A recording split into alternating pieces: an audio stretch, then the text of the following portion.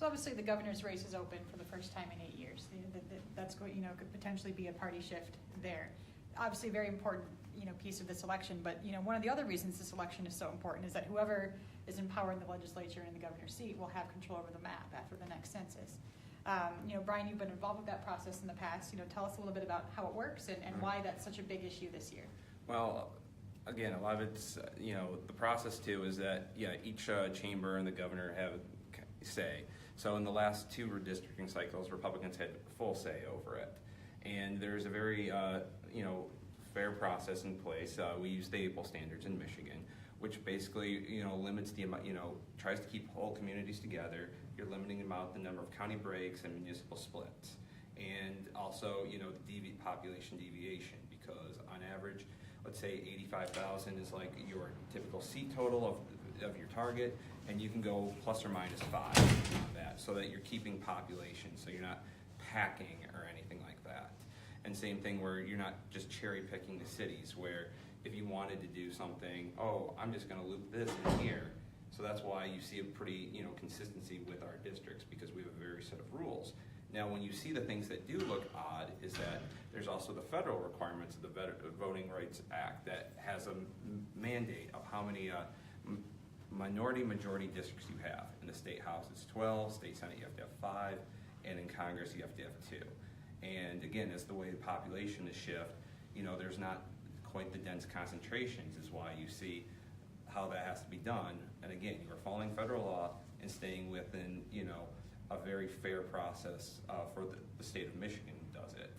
Now, I don't know how they do in other states, but they do not have such a similar, system that is set up to be fair and legal like we do in Michigan with the APL standards. Adrian, you have some thoughts on that from? Sure. The redistricting process is more or less as Brian describes. What I would say is that, the APL standards are, to his point, meant to keep communities together and to keep, balanced population in these districts. Those aren't the only considerations that you could base a redistricting system around, but we've made a determination in Michigan over the last several cycles of redistricting that we're going to use the APL standards subject to this guidance from the federal government. There are lawsuits going on in other states that seek to use other standards, the efficiency gap standard, as a for instance. Even as a Democrat, I happen to think that that's a bad idea because it leads to things like breaking up communities.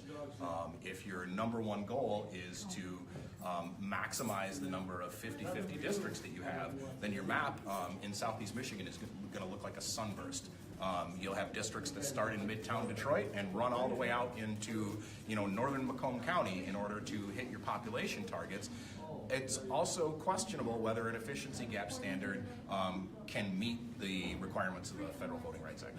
Also, would it be ultimately fair? Because if you're having someone from like a rural area of northern Macomb County, how do they represent the people of Detroit? That's right. So what are your thoughts on the voters not politicians process? I mean, that's obviously contentious. It's got a lot of kind of grassroots, very citizen-led support. Is that a process that you think would work, or if not, then why not? Not the way they have it set up.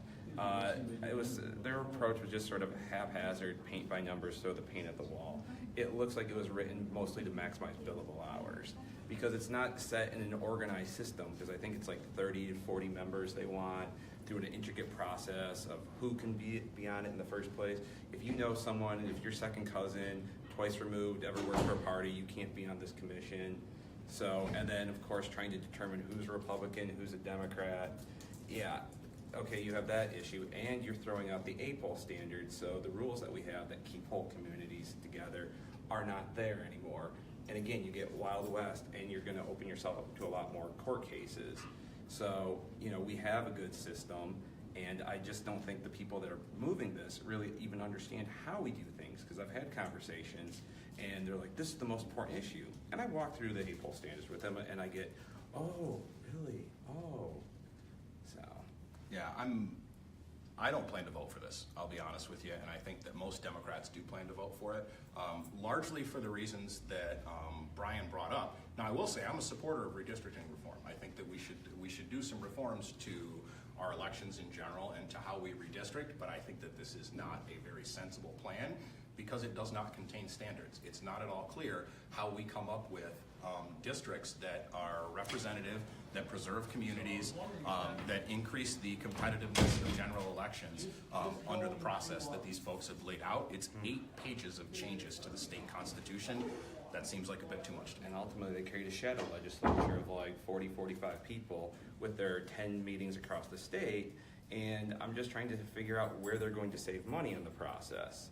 Now, they could have achieved the same thing with maybe like a smaller group, the way the Board of Canvassers does, and they could introduce things like the jungle primary when California did their redistricting reform, where basically it's the top 2 vote getters in regards to the party, which, you know, addresses some of the issues that people have because of where the most conservative or the most liberal gets out of the primary that may, you know, not represent the whole electorate, but just that small portion.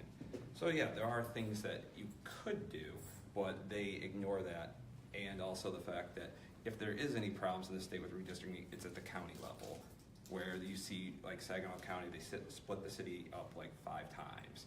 And even in Oakland County, when the Dems proposed their plan, they wanted to split Pontiac 5, 6 times.